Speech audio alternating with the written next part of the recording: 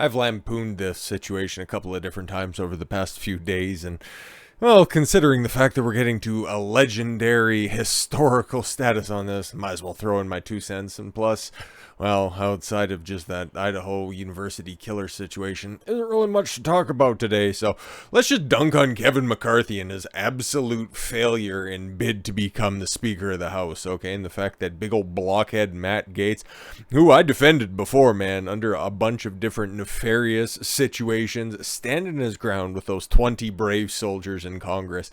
Now, I know that they're getting lampooned and lambasted by the media, okay? Why don't you guys just give in? It's like, bitch. Like it's saying right there, okay, this is the first time a ballot for the Speaker of the House is going to be going to an 11th ballot for the first time in 184 years. You know how many ballots they went through in 184 years ago? 113. So theoretically, we got a long old way to go, even though I'm thinking, okay, and I have no insight on this or anything like that. All I'm going with is just the short attention spans of the people currently in Congress right now. I think this all gets wrapped up by tomorrow in some point in time. There might be some deals that end up getting struck, some choice positions either handed out, or there's another very likely coalition to be made here, okay, in the grand scheme of things. But all things said, I'm totally fine with this situation. The fact that there's 21 Republicans actually wanting to push a conservative message instead of a uniparty message, and they're willing to stand up in the face of extreme volatility from their quote-unquote base. Like, I've even seen the posts from Trump over on Truth Social, okay, just saying, just, you know what, I understand his position, okay, just saying, okay, vote for Kevin, okay, just take the W. He's just all about dunking on Nancy Pelosi because Trump holds a grudge like a bitter ex. And if he has the opportunity to finally eschew that crusty old bag and throw her into the fucking closest bar right off K Street, you know that Trump wants to do that because she impeached the motherfucker twice. She lost both times, but he just wants to take the W that's out there. That's the general sentiment behind his message. It's not like he's the biggest fan of Kevin McCarthy. He's just like, okay, guys, let's just continue to fucking move on. That's the impetus of his entire message. You can go take a look at it if you want. Okay, I don't think there's really much validity to it, or there's really not a whole lot of stake behind it. Because every time that I see it clipped, there's not a lot of interactions underneath of it, and who even fucking knows in this point in time. But then there's some smooth brains that are out there that just try to say, Trump didn't get anybody to move towards voting for Kevin McCarthy. It just goes to show you that he shouldn't be the candidate for 2024.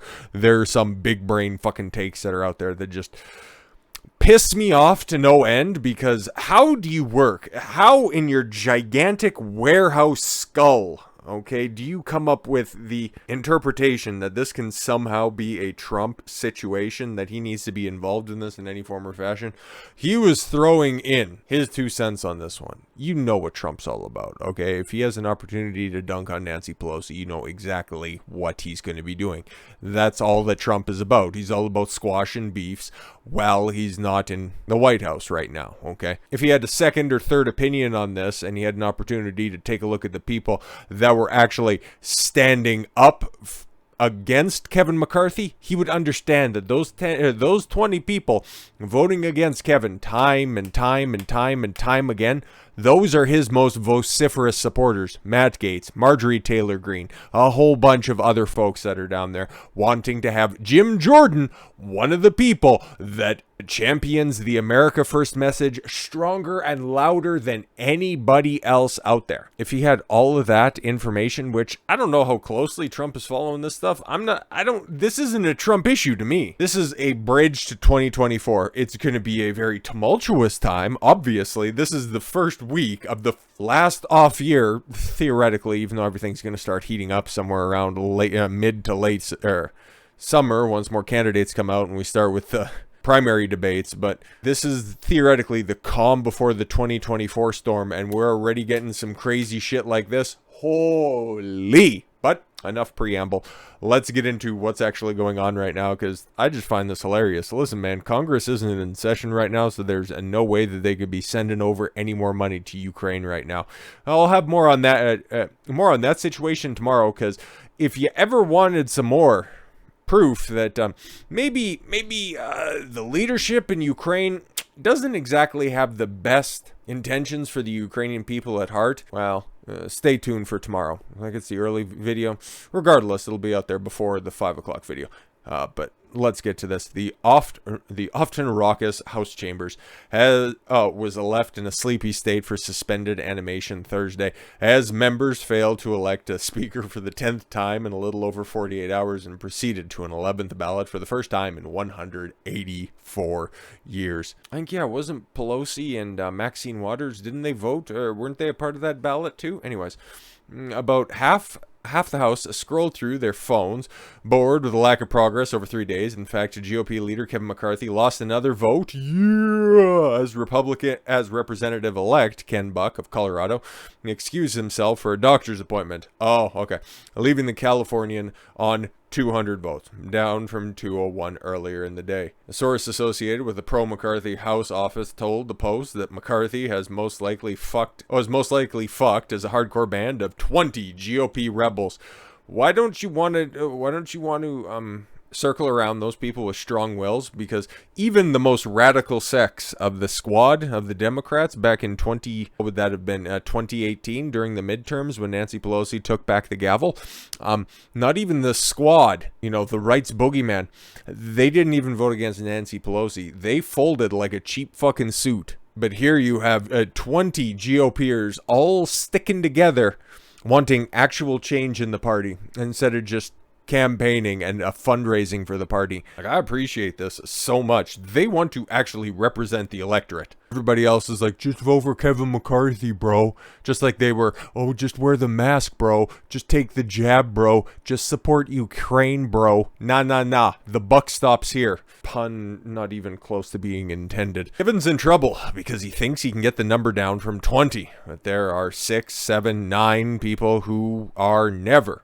if you believe them, going to vote for him. Yes, the 20 dissenters, true and never Kevin voters.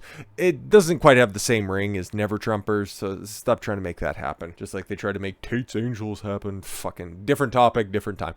Votes are believed to include Andy Biggs of Arizona, fucking based, Dan Bishop of North Carolina. Don't know too much about Dan Bishop, but given his steadfastness in this vote, I might become a little bit more acquainted. Lauren Boebert of Colorado, God bless. Eli Crane of Arizona, Matt Gaetz of Florida, Bob Good of Virginia, and Matt Rosendale of Montana, a source said. Okay, all right then. Where's MTG though? Well, probably wherever the fucking, checks get cashed. Another source familiar to the state of play agreed that at least 7 votes appeared to be firmly beyond McCarthy's grasp, likely dooming his candidacy, or just making this a laughingstock over the weekend. One can hope, though they admitted it's unclear how many of the 7 are completely immobile because everybody has a line. Yeah, and guess what? People who are actually standing for something, wanting absolute, resolute change in this situation, I think that their steadfastness would definitely withstall everybody else who's just trying to go along, bro. Just do it, bro, so we can get back to sending more taxpayer money around, bro. McCarthy foes predicted from the first day of voting, Tuesday, that a large shelf of fence sitters would break against GOP leaders, forcing him out of the race, but that hasn't happened. Well, at the same time, McCarthy has yet to break off any of the rebels, despite openly wooing members of the 20-person group. Californian told the Post on Wednesday night after 6 ballots that no, he wasn't considering exiting the race at all, as he walked to the House chambers with the rebel Republican Michael Cloud of Texas, who continued to vote against him Thursday. Some of McCarthy's closest allies declined to comment. Okay. Fox interview, Bob Good floated Kevin Hearn of Oklahoma, Byron Donalds of Florida. Hey, there's a good man right there. That'd be cool. And Jim Jordan of Ohio. Obviously, my first pick for literally any available open office. That dude is fucking great. All previously nominated, and threw in Jim Banks of Indiana and Mike Johnson. Though Banks would struggle to gain enough votes, a recent bruising contest for House Whip. Jim Banks is pretty cool too, but Of all of those, Byron Donalds would be great, but Jim Jordan, come on now, just fucking vote for Jim Jordan. Let's get this over with. At least one of the anti-McCarthy voters, Gaetz, has hinted in the past he could support number 2 House Representative Steve Scalise of Louisiana if McCarthy stepped aside. Though some hardline rebels believe Scalise's voting record on issues such as government spending is just as objectionable as McCarthy's. Yeah, he voted a fair few fucking times. I don't know if he had the embarrassing Ukraine pocket square, but same thing, right? I guess that Bernie Bro bullet must have clipped his spine. Hearn was pitched as the Rebels' bloc candidate Thursday after being eyed by conservatives for weeks as a potential dark horse, but Hearn, 61-year-old fast foods franchise owner, voted for McCarthy and against his own nomination, and the proposal didn't break the logjam. Well, guess what, buddy? Get fucked, okay? There's a long old list that's right here, and ultimately, I don't know, man. I think that this is like really good political theater, and it shows a strong, resolute base within the Republican Party that gives me more hope than I really anticipated that there would have been in the Republican Party in today's day and age. And it's kind of weird that there are a couple of other supporters also seeing this at the same time. I just think that this is a guy who's probably casting out a life raft or just waiting for it to inflate before the Titanic that is CNN ultimately hits the bottom. But congratulations on hiring Adam Kissinger. It's not like you guys had to really, fight off any other interests that's out there. Sheesh. Jake Tapper of CNN defends the 20 rebel Republicans who won't vote for McCarthy. I want to see what's his thought process behind this, okay? Because Jake Tapper, he's a smart man. He's definitely the smartest of the smart men that are over at CNN. I don't mean too much irony behind that statement. He still works for CNN after all. But he knows his shit. He's kind of evil adjacent. I don't think he's taken the entire pill, but he's the best of a bad lot, okay?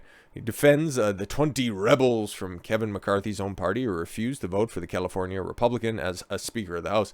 Let me just turn and say, I know to the viewers out there, this probably seems chaotic and insane, but this is democracy. The anchor said Wednesday on the show, The Lead with Jake Tapper. Is that like the only show that still continues to get ratings over at CNN? And by ratings, I mean in on and around 1 million people. Tapper, who has been criticized for taking a left-leaning stance, spoke up at the cadre of fringe Republicans holding up McCarthy's ascension during the panel discussion between the 5th and 6th votes. Oh, that's a long time ago, okay? The 20 rebels are voting the way that they're voting because they actually want substantive change to the rules. Fair enough. Good insight there, Tapper. He echoed the words of Representative Mike Gallagher. Oh, my God. Whenever he votes, does he set up a watermelon on the desk and then brings a giant gavel before he votes for who he wants to vote for? Because that'd be great. Different Gallagher, though. Who had nominated McCarthy for one of the rounds of voting, saying the chaos is a feature of healthy democracy. No. I think Congressman Gallagher was right earlier today. He said this is messy, just like a watermelon. Hey, maybe I was right. And democracy is messy. It's a feature, not a bug. That's true. Now, of course, Tapper might have ulterior motives. Obviously, it's CNN. They're going to have a Democratic lean to this shit. And you can throw Chris Litch, it's just, we need to take a more centrist view of this stuff. But Tapper's going to Tapper regardless of who's fucking pulling the strings, okay? He is still possibly the biggest name that's over there and the only guy who draws any sort of viewing figures over there. So you still got to pander to your base in some form or fashion. Now, the fact that he says that he applauds these 20 rebel Republicans out there, what could he also be thinking? Let's affix our tinfoil hat here for a second. Let's try to read between the lines. This is good for, in the grand scheme of things for Democrats because it shows that there's dissent within the Republican Party. Okay, this stokes their opinion that, there's this fringe minority of opinions within the Republican Party. If they would just return to the party of McCain and Romney, they would be so much better. We need a return to civility within the GOP because, that evil Trump man. Orange man is really bad and he sowed all this division, and if it wasn't for him, the country would be in it would be in such a better place. That's what they think, okay? So by them putting this out on Front Street, going to 11 different ballots, maybe going through Friday, maybe going through the weekend, I don't think it goes that far, mostly because, lazy motherfuckers don't want to work that long anyways. And they can continue to tout this because the GOP, those 20 radicals, rebels as they're called, they're going to show up with a Confederate flag next time and fly it in the House chambers, and it's going to be so terrible. They're going to continue to do all of this stuff over and over again. And guess what? They continue to stoke this on until, follow me on this one. This might seem a little bit far-fetched, but in order to echo the statements of the early Biden presidency, the adults can come back into the room. Follow me on this one for a second. Chaos? Oh, in chaos, anything is possible. AOC suggests possible coalition between Democrats and McCarthy. Because check this out. There is, 221 Republicans in the House of Representatives?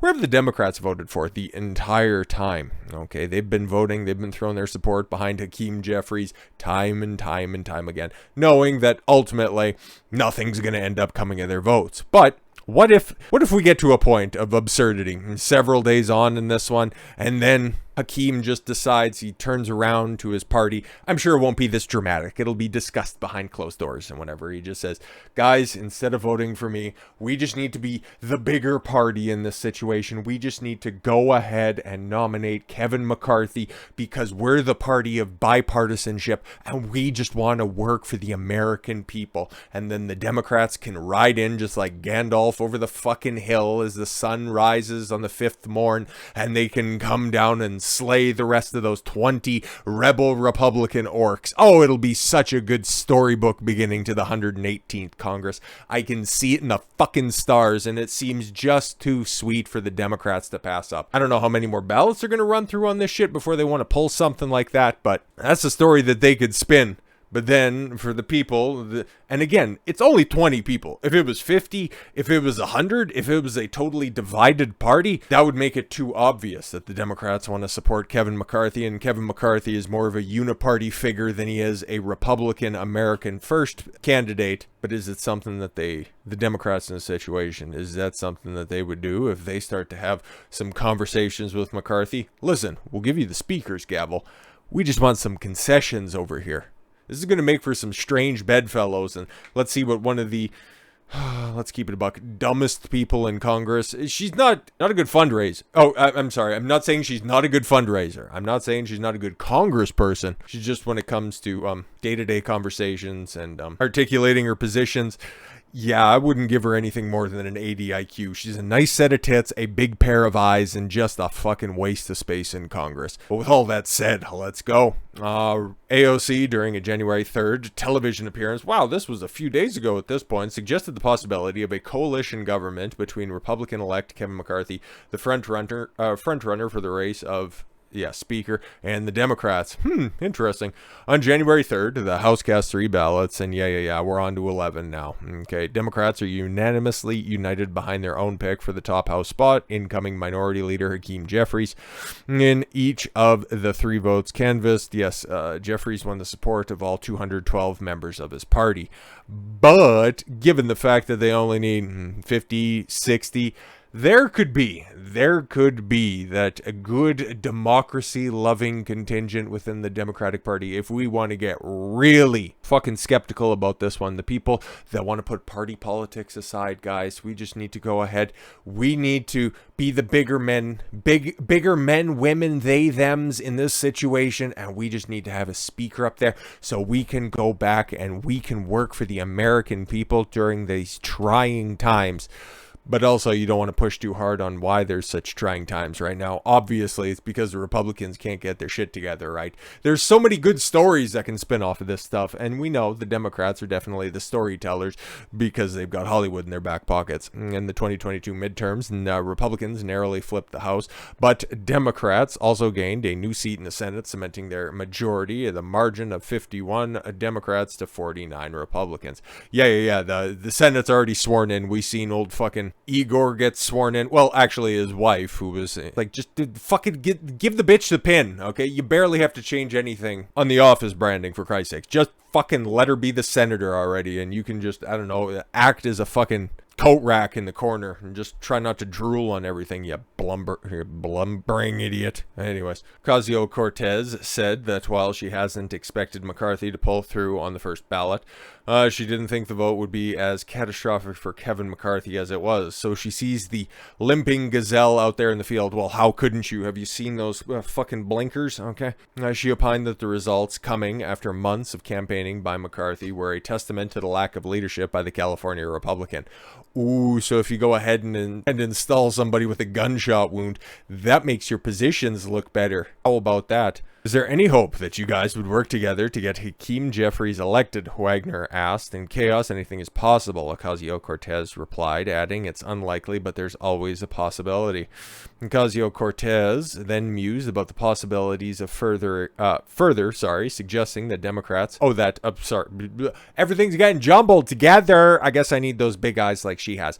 McCarthy could seek a coalition government of sorts by turning to Democrats to push him over the finish line. Yes, well, Democrats are united behind Hakeem Jeffries. AOC said that if Republicans want to play ball, we're open to that. Yep, just go ahead and put us at the head of some of those committee positions. Give us some favorable dispositions. Actually play politics. That would be interesting. I could totally see this happening. There will be, mostly because I was just spitballing topics and definitely some interesting storylines over the top of this. I could totally see this happening. Like, it wouldn't shock me at all whatsoever. And then you'd have the black-pilled bedwetter saying, oh, see, the Republican Party is so divided and Trump couldn't even bring them together, and all your other smooth brain takes that are out there. Will Chamberlain, I'm looking directly at you, you stupid fuck. Christ almighty, that guy's fucking retarded. But he's not alone in those chorus of fucking midwit takes. I don't ultimately know how this ends up. I've got my prognostications. I've made them very clear. I think this wraps up shortly. It's just how we get across the finish line and who ultimately ends up with the gavel. It'll probably be McCarthy. It'll probably be, midway through tomorrow, but how and why that'll happen, I think the Democrats will ultimately end up having a hand in this fucked up situation. So, with all that said, thank you all very much for the gift of your time. I've been Don Consuelo. I want you to follow